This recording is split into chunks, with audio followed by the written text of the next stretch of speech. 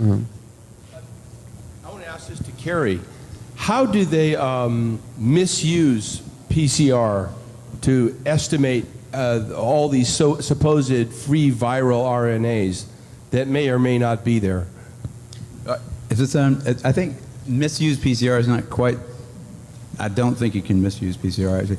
No, the results, the interpretation of it. See, if you can say, if they could find this virus in you at all, and with PCR, if you do it well, you can find almost anything in anybody. It starts making you believe in the sort of Buddhist notion that everything is contained in everything else, right? I mean, because if you can amplify one single molecule up to something that you can really measure, which PCR can do, then there's just very few molecules that you don't have at least one single one of them in your body, okay? So that could be thought of as a misuse of it, just to claim that it's meaningful.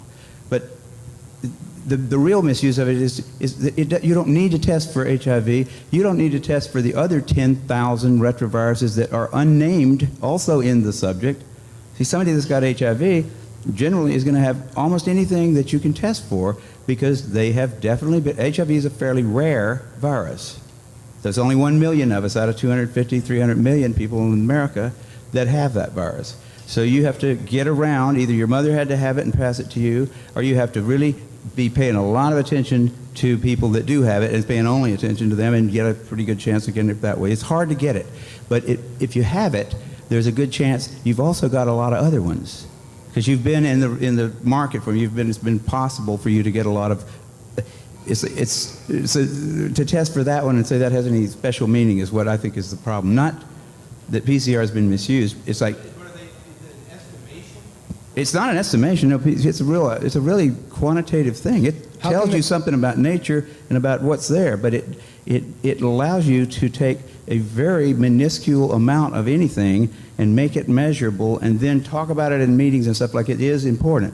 See, that's not a misuse. That's just sort of a misinterpretation. I read a paper by Duisburg in which he said even after all these PCR, this quantitative PCR, that if you just get down to a basic virological count, it's still 1 in 1,000 to 1 in 10,000. HIV in 1 to 1 in 1,000, 1 in 500 to 1 in 1,000 T cells.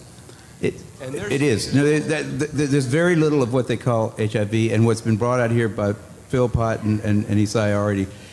The measurement for it is not exact at all. It's not as good as our measurement for things like apples. An apple is an apple.